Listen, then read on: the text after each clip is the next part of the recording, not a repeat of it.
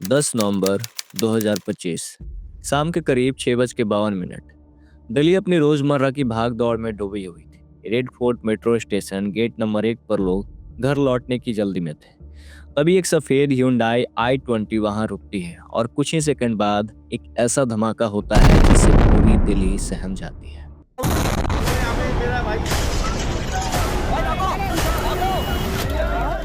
गाड़ियां जलने लगती है, लोग घबराकर भागने लगते हैं और पूरा एरिया दहशत में बदल जाता है। दिल्ली में हुआ ये ब्लास्ट इतना पावरफुल होता है कि आसपास की शॉप्स, विंडोज और पार्क्ड व्हीकल्स तक कांप उठते हैं और दिल्ली का दिल एक पल के लिए रुक सा जाता है।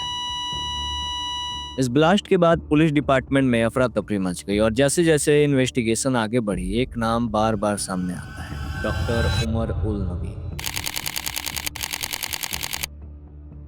अल फला यूनिवर्सिटी फरीदाबाद में काम कर रहे इस आतंकी डॉक्टर का लिंक पुलवामा अटैक से भी बताया जा रहा है। पुलिस ने उमर मोहम्मद के साथ साथ उनके सर्किल के कुछ और डॉक्टर्स को भी डिटेन किया है, जो कि एजुकेटेड और प्रोफेशनली सेटल्ड हैं। लेकिन उनका जो अंडरग्राउंड नेटवर्क जिस तरफ पॉइंट कर रहा था, वो और भी ज्यादा खतरनाक था। फॉरेंसिक और डिजिटल फुटप्रिंट से ये पता चला है कि ब्लास्ट कोई आइसोलेटेड क्राइम नहीं था, बल्कि एक ऑर्गेनाइज्ड मॉड्यूल का हिस्सा था। इंटरनेशनल इंटेलिजेंस रिपोर्ट के मुताबिक इस मॉड्यूल का कनेक्शन जैसे मोहम्मद और गजवत उल हिंद से बताया जा रहा है और ये वही ग्रुप है जिसका नाम पुलवामा, पठानकोट और कई क्रॉस बॉर्डर्स अटैक से जुड़ा हुआ है। दिल्ली पुलिस और सेंट्रल एजेंसीज का तो ये भी मानना है कि इसकी फंडिंग सिर्फ लोकल अथॉरिटीज से नहीं, बल्कि बॉर्डर ट्रेंड हैंडलर्स और फॉरेन फंडिंग से लिंक थी। ये ब्लास्ट सिर्फ एक आदमी का काम नहीं था, ये पूरी प्लानिंग थी। इसमें डॉक्टर्स, केमिकल सप्लायर्स, हैंडलर्स और एक शैडो नेटवर्क मिलकर काम कर रहे थे। ब्लास्ट साइट को जब फॉरेंसिक टीम्स ने एग्जामिन किया तो सबसे पहला क्लू मिला,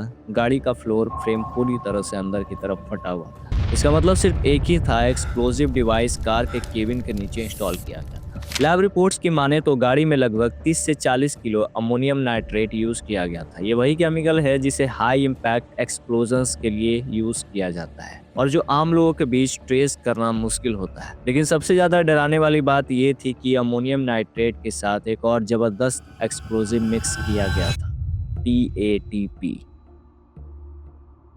The explosive used in Monday's car blast may have included TATP, triacetone triperoxide, one of the most unstable, high-risk chemical explosives in the world. TATP बनाने के लिए केमिकल नॉलेज चाहिए होती है और ये कोई नौसिखिया तो बिल्कुल नहीं कर सकता है। इससे एक चीज़ क्लियर हो गई थी कि ब्लास्ट एक ट्रेंड मॉड्यूल ने एग्जीक्यूट किया है, जो एक्सप्लोजिव केमिस्ट्री और टाइम मैकेनिज्म दोनों में एक्सपर्ट था। फॉरेंसिक एक्सपर्ट्स को गाड़ी के डैशबोर्ड के नीचे सर्किट फ्रैगमेंट्स और बर्न्ट वायर्स मिलते हैं, जो इंडिकेट करते हैं कि डिटोनेशन रिमोट या टाइम्ड स्विच से किया गया होगा। सबूत एक ही डायरेक्शन में पॉइंट कर रहे थे। ये ब्लास्ट रैंडम नहीं था, ये पूरी तरह से कैलकुलेटेड, साइंटिफिकली प्लान्ड और सर्जिकल प्रिसिशन के साथ एग्जीक्यूट किया गया था। इस बम ब्लास्ट में 15 लोगों की जान चली गई और 30 लोग इंजर्ड भी हो गए। जरा सोचिए, उन लोगों की क्या गलती रही होगी, क्या दुश्मनी रही होगी। कोई घर जा रहा होगा अपने बीवी बच्चों के लिए कुछ गिफ्ट्स लेकर, तो कोई पूरे दिन की थकान के बाद अपनी माँ से मिलने जा रहा होगा। और ऐसे में हमारे प्रधानमंत्री जी का ट्वीट आता है जिसमें वो बताते हैं कि हमारे home minister Amit Shah ji situation को रिव्यू कर रहे हैं।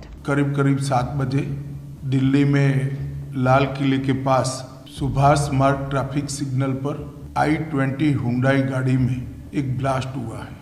वैसे में सवाल ये भी उठता है कि क्या हमारे देश की सिक्योरिटी, इंटेलिजेंस सिस्टम और टेक्नोलॉजी सिर्फ और सिर्फ लीडर्स के लिए अवेलेबल और टॉप नॉच की होनी चाहिए। दिल्ली का ये terrorist blast government of India के लिए एक लेसन है और एक चैलेंज भी, ताकि हम अपने सिक्योरिटी लेवल को और भी स्ट्रॉन्ग बना सके और ऐसे टेरर अटैक फ्यूचर में कभी ना हो। आपको क्या लगता है, सरकार को और किन चीज़ों पर फोकस करना चाहिए? अपनी राय कमेंट बॉक्स में जरूर बताएं।